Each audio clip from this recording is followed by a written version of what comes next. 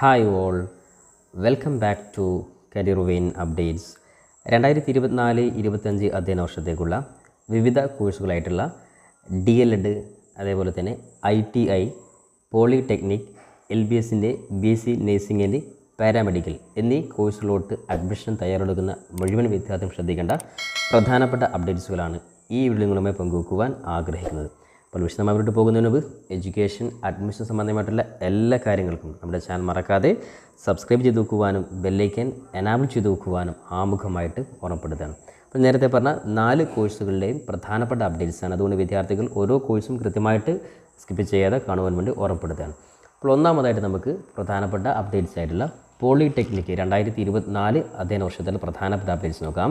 നേരത്തെ തന്നെ polytechnic diploma അഡ്മിഷനുമായി ബന്ധപ്പെട്ട് ഫസ്റ്റ് അലോട്ട്മെൻറ്റും അതേപോലെ തന്നെ ഫൈനൽ അലോട്ട്മെൻ്റ് ആയിട്ടുള്ള സെക്കൻഡ് അലോട്ട്മെൻറ്റ് കൂടി പ്രസിദ്ധീകരിച്ചിട്ടുണ്ട്.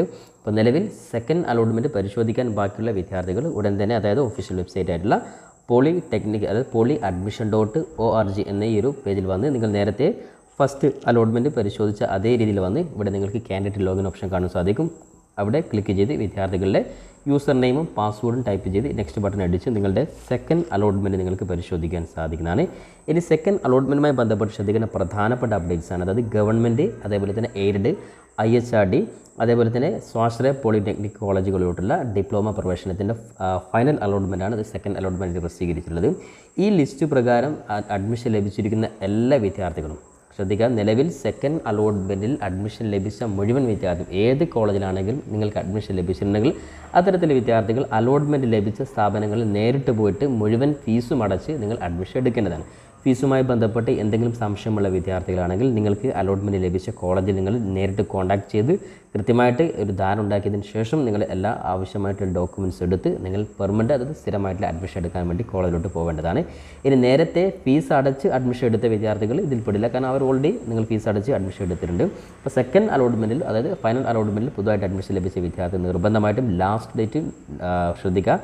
17/7/2024 എവിടെയാണോ അഡ്മിഷൻ ലഭിച്ചത് ആ കോളേജിൽ പോയിട്ട് നിങ്ങൾ പെർമനൻ്റ് അഡ്മിഷൻ എടുക്കേണ്ടതാണ്. കൂടാതെ സെക്കൻഡ് അലോട്ട്മെൻറ്റിൽ ഒരുപാട് വിദ്യാർത്ഥികൾ ഹയർ ഓപ്ഷൻസ് വെയിറ്റ് ചെയ്ത് വിദ്യാർത്ഥികളുണ്ട്. അത്തരത്തിൽ ഹയർ ഓപ്ഷൻസ് വെയിറ്റ് ചെയ്ത വിദ്യാർത്ഥികളും ശ്രദ്ധിക്കേണ്ട കാര്യം, സെക്കൻഡ് അലോട്ട്മെൻറ്റിൽ നിങ്ങൾക്ക് അലോട്ട്മെൻറ്റ് ലഭിച്ചത് ഏത് കോളേജിലാണോ ആ കോളേജിൽ പോയിട്ട് അത്തരത്തിലെ വിദ്യാർത്ഥികൾ മുഴുവൻ ഫീസും അടച്ച് ഇപ്പോൾ അലോട്ട്മെൻറ്റ് ലഭിച്ച കോളേജിൽ പോയിട്ട് പെർമനൻ്റ് അഡ്മിഷൻ എടുക്കേണ്ടത്. അതായത് നേരത്തെ ഫസ്റ്റ് അലോട്ട്മെൻറ്റിൽ ഹയർ ഓപ്ഷൻസ് വെയിറ്റ് ചെയ്ത വിദ്യാർത്ഥികളും സെക്കൻഡ് അലോട്ട്മെൻറ്റിൽ മാറ്റമുണ്ടെങ്കിൽ ആ കോളേജിൽ നിങ്ങൾ പോയിട്ട് എവിടെയാണ് ഇപ്പോൾ പുതുതായിട്ട് ലഭിച്ചത് ആ കോളേജിൽ പോയിട്ട് മറ്റുള്ള ഫീസ് ഉൾപ്പെടെയുള്ള കാര്യങ്ങളൊക്കെ അടച്ച് നിങ്ങളുടെ എല്ലാ ഡോക്യുമെൻറ്റ്സും സമർപ്പിച്ച് നിങ്ങളും പെർമനൻ്റ് അഡ്മിഷൻ എടുക്കേണ്ടത്. കാരണം പോളി അഡ്മിഷനുമായി ബന്ധപ്പെട്ട് പ്രധാനമായിട്ടും 2 അലോട്ട്മെൻറ്റാണുള്ളത്. അതിൽ ഫസ്റ്റ് അലോട്ട്മെൻറ്റും സെക്കൻഡ് അലോട്ട്മെൻറ്റും വന്നിട്ടുണ്ട്. ഇനി ഇതിന് ശേഷം അലോട്ട്മെൻറ്റ് ഏതെങ്കിലും കോളേജിൽ വേക്കൻസി ഉണ്ടെങ്കിൽ അടുത്ത അലോട്ട്മെൻറ്റ് ചാൻസ് ഉൾപ്പെടെയുള്ള കാര്യങ്ങൾ എന്തായാലും പോളിയുടെ ഭാഗത്തു നിന്നുള്ള അപ്ഡേറ്റ് വരികയാണ്. തീർച്ചയായിട്ടും വിദ്യാർത്ഥികൾ നമ്മുടെ ചാനൽ അറിയിക്കുന്നതായിരിക്കും.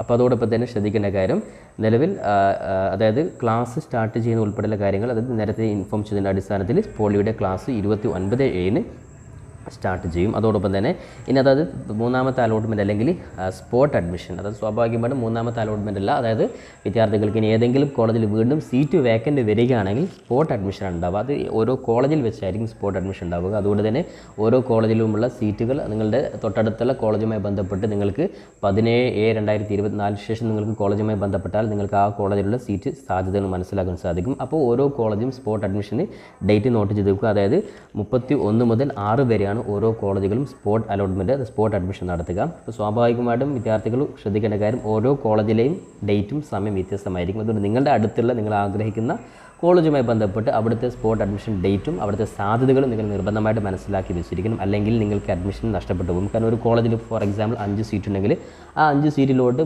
എന്ത് ചെയ്യും, അതായത് സ്പോട്ട് അഡ്മിഷൻ നടത്തുക. അപ്പോൾ അവരുടെ ഡേറ്റും ടൈമും ഓൾറെഡി അനൗൺസ് ചെയ്യും, പത്രമാധ്യമങ്ങളൊക്കെ അനൗൺസ് ചെയ്യും. ആ സമയത്ത് നിർബന്ധമായിട്ടും, അതുകൊണ്ട് അത് വെയിറ്റ് ചെയ്യാതെ കോളേജുമായി നേരിട്ട് ബന്ധപ്പെട്ടാൽ 17/7 ശേഷം വിദ്യാർത്ഥികൾക്ക് സ്പോട്ട് അഡ്മിഷൻ ഡേറ്റ് മനസ്സിലാക്കുവാനും എത്ര സീറ്റുകളുണ്ടെന്നും ഏകദേശം ഒരു ഐഡിയ ഉണ്ടാകും. അപ്പോൾ അതുകൊണ്ട് തന്നെ നിലവിൽ അഡ്മിഷൻ കിട്ടാത്ത വിദ്യാർത്ഥികൾ ഈ ഒരു കാര്യമാണ് ശ്രദ്ധിക്കേണ്ടത്. അപ്പോൾ പ്രധാനമായിട്ടും സ്പോട്ട് അഡ്മിഷൻ, അതായത് നിങ്ങൾക്ക് 3rd സ്പോട്ട് അഡ്മിഷനും, അതായത് സെക്കൻഡ് സ്പോട്ട് അഡ്മിഷൻ, അതേപോലെ തന്നെ 3rd സ്പോട്ട് അഡ്മിഷൻ, ഇങ്ങനെ അതായത് ഓരോ ഘട്ടത്തിലും സീറ്റുകൾ വരുന്നതിനനുസരിച്ച് സ്പോട്ട് അഡ്മിഷൻ പോളിയുടെ ഭാഗത്തു നിന്ന് വിദ്യാർത്ഥികൾക്ക് ലഭിക്കുന്നതായിരിക്കും. അപ്പോൾ എന്തായാലും അതുമായി ബന്ധപ്പെട്ടുള്ള മറ്റു പ്രധാനപ്പെട്ട അപ്ഡേറ്റ്സുകൾ തീർച്ചയായിട്ടും പരമാവധി വിദ്യാർത്ഥി നമ്മുടെ ഈ ചാനൽ തന്നെ അറിയിക്കുന്നതായിരിക്കും. ഇപ്പോൾ നിലവിൽ അഡ്മിഷൻ ലഭിച്ച വിദ്യാർത്ഥികൾ 17/7/2024 പോയിട്ട് നിങ്ങൾ പെർമനൻ്റ് അഡ്മിഷൻ എടുക്കുക. രണ്ടാമതായിട്ട് പ്രധാനപ്പെട്ട കോഴ്സായിട്ടുള്ള ITI അഡ്മിഷൻ, അതായത് കേരള ITI അഡ്മിഷനുമായി ബന്ധപ്പെട്ടുള്ള പ്രധാനപ്പെട്ട അപ്ഡേറ്റ് ശ്രദ്ധിക്കുക. ഒരുപാട് വിദ്യാർത്ഥികൾ വിവിധ ITI കോഴ്സുകൾക്ക് അപേക്ഷ കൊടുത്തിട്ടുണ്ട്. അത്തരത്തിൽ വിദ്യാർത്ഥി ശ്രദ്ധിക്കേണ്ട കാര്യം, അതായത് നിലവിൽ ITI കോഴ്സുമായി ബന്ധപ്പെട്ട് ലാസ്റ്റ് ഡേറ്റ് ഇന്ന്, അതായത് ജൂലൈ 12-ാം തീയതി വരെയായിരുന്നു.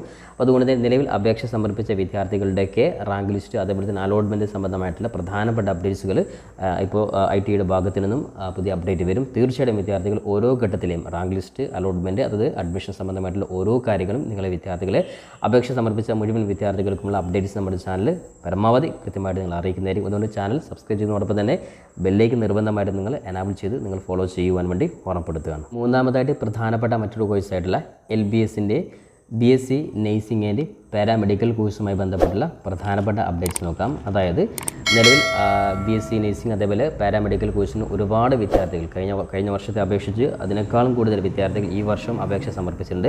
അപ്പോൾ ഇത്തരത്തിൽ വിദ്യാർത്ഥി അപേക്ഷ സമർപ്പിച്ച സമയത്ത് വീണ്ടും ഡോക്യുമെൻറ്റ്സ് അപ്ലോഡാക്കിയതിന് ശേഷം ഫെയിലായിട്ടുള്ള വിദ്യാർത്ഥികളിന് അത്തരത്തിൽ വിദ്യാർത്ഥി ശ്രദ്ധിക്കുന്ന പ്രധാനപ്പെട്ട കാര്യമാണ്, നിങ്ങൾ പ്രൊഫൈൽ ലോഗിൻ ചെയ്ത് കഴിഞ്ഞാൽ നിങ്ങൾക്ക് അതിൻ്റെ സ്റ്റാറ്റസ് കാണാൻ സാധിക്കും. അത്തരത്തിൽ വിദ്യാർത്ഥികൾക്കുള്ള ലാസ്റ്റ് ടൈമാണ്, അതായത് അപ്ലോഡ് ചെയ്യാത്തതോ അല്ലെങ്കിൽ തെറ്റായതോ ആയിട്ടുള്ള ഡോക്യുമെൻറ്റുകളെക്കുറിച്ച് ലോഗിൻ പോർട്ടലിലൂടെ ഇതിനകം അറിയിപ്പ് ലഭിച്ചിട്ടുള്ള വിദ്യാർത്ഥികൾ അപേക്ഷകർ 2024 ജൂലൈ 11-നും അതായത് ജൂലൈ 14 നിങ്ങൾ മുമ്പിൽ നാളെയും മറ്റന്നാളും സമയമുണ്ട്. ജൂലൈ 14-നിടയിൽ നിർബന്ധമായിട്ട് നിങ്ങളുടെ ആവശ്യമായിട്ടുള്ള, അതായത് ഓൾറെഡി നിങ്ങൾ പ്രൊഫൈൽ സ്റ്റാറ്റസ് കാണിച്ച മിസ്റ്റേക്ക് ആയിട്ടുള്ള ഡോക്യുമെൻറ്റ്സ് ഏതാണോ ആ ഡോക്യുമെൻറ്റ് ഒന്നുകൂടി നിങ്ങൾക്ക് അപ്ലോഡ് ചെയ്തുകൊണ്ട് നിങ്ങളുടെ ഈ ഒരു മിസ്റ്റേക്ക് നിങ്ങൾക്ക് പരിഗണിക്കാൻ സാധിക്കുന്നതാണ്. അതുകൊണ്ട് തന്നെ നിർബന്ധമായിട്ടും ഏതെങ്കിലും വിദ്യാർത്ഥികൾ പ്രൊഫൈലിൽ ലോഗിൻ ചെയ്തിട്ട് നിങ്ങളുടെ സ്റ്റാറ്റസ് എന്തെങ്കിലും മിസ്റ്റേക്ക് കാണുന്നതിന് ലാസ്റ്റ് ടൈമാണ് ജൂലൈ 14. അതുകൊണ്ട് നിർബന്ധമായിട്ടും എല്ലാ വിദ്യാർത്ഥികളും ഒഫീഷ്യൽ വെബ്സൈറ്റിൽ വന്നിട്ട് നിങ്ങൾ പ്രൊഫൈൽ ലോഗിൻ ചെയ്തുകൊണ്ട് നിങ്ങളുടെ പ്രൊഫൈൽ വെരിഫൈഡ് ആണ് എങ്കിൽ സ്വാഭാവികമായിട്ട് നിങ്ങൾക്ക് അടുത്ത ഘട്ടത്തിൽ നിങ്ങൾക്ക് പോകാൻ സാധിക്കും. ഇനി വെരിഫൈഡ് അല്ലാത്ത വിദ്യാർത്ഥികളുടെ സ്റ്റാറ്റസ് അവിടെ കാണിക്കും. അതിൻ്റെ മിസ്റ്റേക്ക് നിങ്ങൾക്ക് ലാസ്റ്റ് തിരുത്താനുള്ള ടൈമാണ് ജൂലൈ 14. ഇത് വളരെ ഗൗരവമായിട്ട് വിദ്യാർത്ഥി ശ്രദ്ധിക്കുക. ഇനി അതോടൊപ്പം തന്നെ LBSൻ്റെ ഭാഗത്ത് നിന്ന് വെരിഫിച്ച വിദ്യാർത്ഥി അടുത്ത പ്രധാനപ്പെട്ട ഘട്ടമായിട്ടുള്ള വിദ്യാർത്ഥികളുടെ മുഴുവൻ വിദ്യാർത്ഥികളും അപേക്ഷ സമർപ്പിച്ച് വെരിഫൈ ചെയ്തതിന് ശേഷമുള്ള മുഴുവൻ വിദ്യാർത്ഥികളുടെയും റാങ്ക് ലിസ്റ്റ് LBSൻ്റെ ഭാഗത്ത് നിന്ന് ഉടൻ പ്രസിദ്ധീകരിക്കും. അതിനുശേഷം വിദ്യാർത്ഥികൾക്ക് ഓപ്ഷൻസ് കൊടുക്കാനുള്ള സമയമാണ്. റാങ്ക് ലിസ്റ്റിന് അനുസരിച്ച് വിദ്യാർത്ഥികൾക്ക് ഓരോ റാങ്ക് ലിസ്റ്റിൽ ഉൾപ്പെട്ടിട്ടുള്ള മുഴുവൻ വിദ്യാർത്ഥികൾക്കും നിങ്ങൾക്ക് ഓപ്ഷൻസ് കൊടുക്കുവാൻ സാധിക്കും. അത് college, government, aided, self finance college നിങ്ങൾക്ക് ഓപ്ഷനായിട്ട് കൊടുക്കാൻ സാധിക്കും. അതിനുശേഷം LBSൻ്റെ ഭാഗത്ത് നിന്ന് ഓരോ allotment, trial allotment, first allotment, second allotment ഉൾപ്പെടെയുള്ള പ്രധാനപ്പെട്ട ഘട്ടങ്ങളായിരിക്കും. അപ്പോൾ എന്തായാലും LBSൻ്റെ ഭാഗത്ത് നിന്നുള്ള മുഴുവൻ അപ്ഡേറ്റുകളും വിദ്യാർത്ഥികൾ, അത് അടുത്ത ഘട്ടമായിട്ടുള്ള റാങ്ക് ലിസ്റ്റ്, ഓപ്ഷൻസ് കൊടുക്കുന്ന ഉൾപ്പെടെയുള്ള മുഴുവൻ സ്റ്റേജുകളും കൃത്യമായിട്ട് വിദ്യാർത്ഥികൾ നമ്മുടെ ഈ ചാനൽ അറിയിക്കുന്നതായിരിക്കും. അതുകൊണ്ട് ചാനൽ കൃത്യമായിട്ട് വിദ്യാർത്ഥികൾ LBSൻ്റെ കോഴ്സിൻ്റെ വെയിറ്റ് ചെയ്യുന്ന മുഴുവൻ വിദ്യാർത്ഥികളും ഫോളോ ചെയ്യുവാൻ വേണ്ടി ഓർമ്മപ്പെടുത്തുകയാണ്. ഇനി അവസാനമായിട്ട് DLED അതായത് TTC കോഴ്സുമായി ബന്ധപ്പെട്ടുള്ള പ്രധാനപ്പെട്ട അപ്ഡേറ്റ്സ് നോക്കാം. അപ്പോൾ ഒരുപാട് വിദ്യാർത്ഥികൾ ഈ വർഷവും DLED അതായത് LP UPയിൽ അധ്യാപകരാകുവാൻ താല്പര്യപ്പെടുന്ന വിദ്യാർത്ഥികൾക്ക് ആവശ്യമായിട്ടുള്ള അടിസ്ഥാന യോഗ്യതയാണ് DLED കോഴ്സ്. അപ്പോൾ DLED കോഴ്സുമായി ബന്ധപ്പെട്ട് വിദ്യാർത്ഥി ശ്രദ്ധിക്കേണ്ട പ്രധാനപ്പെട്ട കാര്യങ്ങൾ നമുക്ക് നോക്കാം. അതിൽ ഒന്നാമതായിട്ട് ശ്രദ്ധിക്കുക, അപേക്ഷയുടെ ലാസ്റ്റ് ഡേറ്റ് 18/7/2024 അപ്പോൾ അപേക്ഷ സമർപ്പിക്കുന്ന വിദ്യാർത്ഥികൾ പ്രധാനമായിട്ടും 2 കാറ്റഗറിയായിട്ട് തന്നെ നിങ്ങൾ നിർബന്ധമായിട്ട് അപേക്ഷിക്കണം. അതായത് ഗവൺമെൻറ് എയ്ഡഡ് സെപ്പറേറ്റ് ആണ്, അതേപോലെ തന്നെ സെൽഫ് ഫിനാൻസ് സെപ്പറേറ്റ് ആണ്. ഈ കാര്യം പ്രത്യേകം ശ്രദ്ധിക്കുക. കൂടാതെ മാനേജ്മെൻറ്റ് സീറ്റിൽ അപേക്ഷ കൊടുക്കുന്ന വിദ്യാർത്ഥികൾ ഏത് കോളേജിലാണ് നിങ്ങൾ മാനേജ്മെൻറ്റ് സീറ്റ് അപേക്ഷ കൊടുക്കുന്നത് ആ കോളേജുമായി ബന്ധപ്പെട്ടാണ് നിങ്ങൾ അപേക്ഷ കൊടുക്കേണ്ടത്. സ്വാഭാവികമായിട്ടും ഞാൻ കൃത്യമായിട്ട് കഴിഞ്ഞ വീഡിയോയിലൊക്കെ പറഞ്ഞത് മാനേജ്മെൻറ്റ് സീറ്റൊക്കെ ഓൾറെഡി പല മാനേജ്മെൻറ്റും ബുക്കഡ് ആയിരിക്കും. അതുകൊണ്ട് തന്നെ അതിന് സാധ്യതകൾ നോക്കിയിട്ട് നിങ്ങൾ അപേക്ഷ കൊടുത്തിടുക.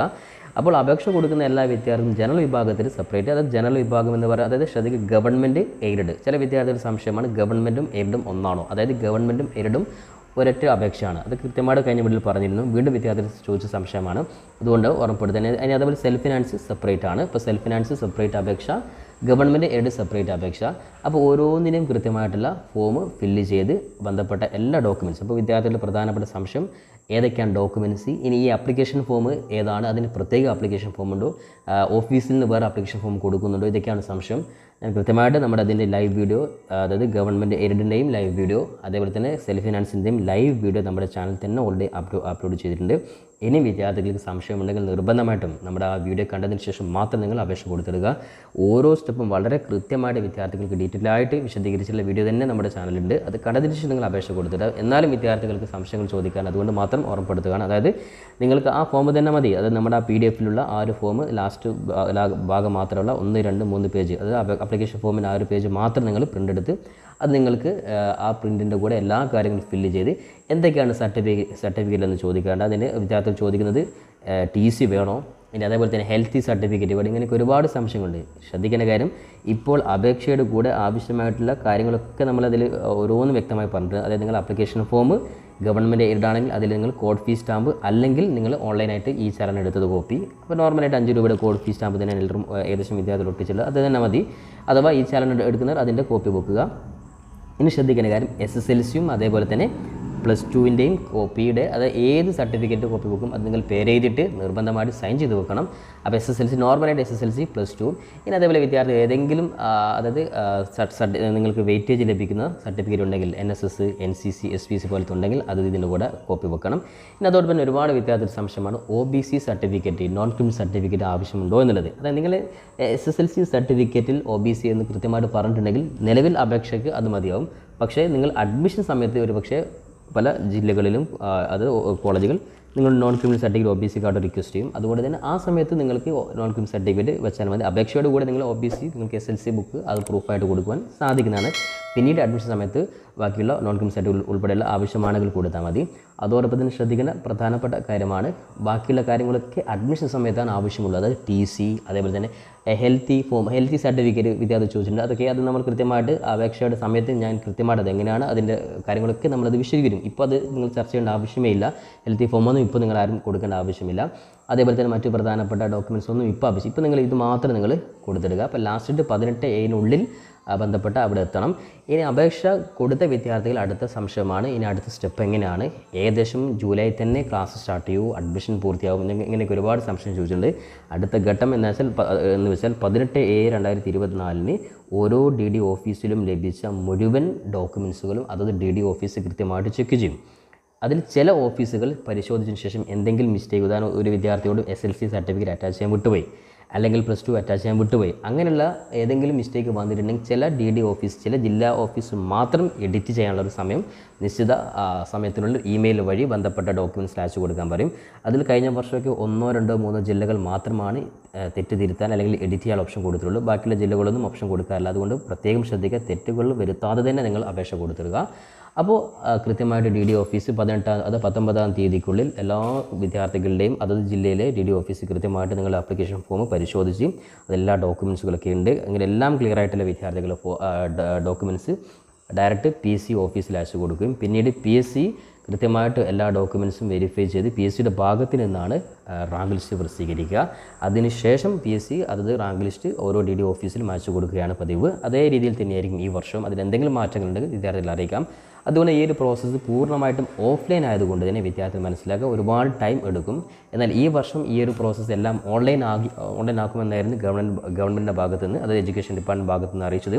പക്ഷേ ഈ വർഷം അതിൻ്റെ സംവിധാനം നമ്മുടെ എഡ്യൂക്കേഷൻ ഡിപ്പാർട്ട്മെൻറ്റ് ഭാഗത്തു നിന്ന് സാധിക്കാത്തത് കൊണ്ടാണ് ഈ വർഷം വീണ്ടും ഓഫ്ലൈനായിട്ട് വന്നിട്ടുള്ളത്. അതുകൊണ്ട് തന്നെ ഈ വർഷം നിങ്ങളുടെ അഡ്മിഷൻ സംബന്ധമായിട്ടുള്ള എല്ലാ പ്രൊസീജിയറും ഒരുപാട് ലേറ്റ് ആവാൻ ചാൻസ് ഉണ്ട്. ഏകദേശം ജൂലൈ, ഓഗസ്റ്റ്, സെപ്റ്റംബറൊക്കെ ക്ലാസ് സ്റ്റാർട്ട് ചെയ്യുന്ന ഒരു സമയം തന്നെ ഏകദേശം ഓഗസ്റ്റ് ലാസ്റ്റ് തന്നെ നിങ്ങൾക്ക് പ്രതീക്ഷിക്കാൻ സാധിക്കുന്നതാണ്. അപ്പോൾ അതുകൊണ്ട് തന്നെ വിദ്യാർത്ഥികളെ സംബന്ധിച്ചിടത്തോളം D.Ed കോഴ്സുമായി ബന്ധപ്പെട്ടുള്ള മറ്റു എല്ലാ അപ്ഡേറ്റുകളും, അതായത് 18-ന് ശേഷമുള്ള റാങ്ക് ലിസ്റ്റ്, ഓരോ ജില്ലകളെയും അപ്ഡേറ്റ്സ് പരമാവധി നമ്മുടെ ഈ ചാനൽ കഴിഞ്ഞ വർഷങ്ങൾ ഇൻഫോം ചെയ്തതുപോലെ തന്നെ നമ്മുടെ കരിയർ വേണ്ട ഒരു യൂട്യൂബ് ചാനൽ കൃത്യമായിട്ട് നിങ്ങൾ അറിയിക്കുന്നതായിരിക്കും. അതുകൊണ്ട് നമ്മുടെ ചാനൽ ആരെങ്കിലും സബ്സ്ക്രൈബ് ചെയ്യാത്തവരുണ്ടെങ്കിലും നിർബന്ധമായിട്ടും സബ്സ്ക്രൈബ് ചെയ്യുന്നതോടൊപ്പം തന്നെ എല്ലാ നോട്ടിഫിക്കേഷൻ നമ്മൾ അപ്ലോഡ് ചെയ്യുന്ന നോട്ടിഫിക്കേഷൻ ഓൺ സ്പോട്ടിൽ വിദ്യാർത്ഥികൾക്ക് നോട്ടിഫിക്കേഷൻ ലഭിക്കാൻ വേണ്ടി ബെല്ലൈക്കൻ മറക്കാതെ നിങ്ങൾ എനാബിൾ ചെയ്ത് വെക്കുകയും പരമാവധി ഇത്തരത്തിലെ വീഡിയോകൾ നിങ്ങൾ സുഹൃത്തുക്കൾ കൂടി ഷെയർ ചെയ്ത് കൊടുക്കുവാനും കൂടി ഓർമ്മപ്പെടുത്തിക്കൊണ്ട് പുതിയൊരു എഡ്യൂക്കേഷൻ അപ്ഡേറ്റും നമുക്ക് വീണ്ടും കണ്ടുമുട്ടാം. അതുവരേക്കും തൽക്കാലം it's me Sawad Rassery. Thank you for watching this video.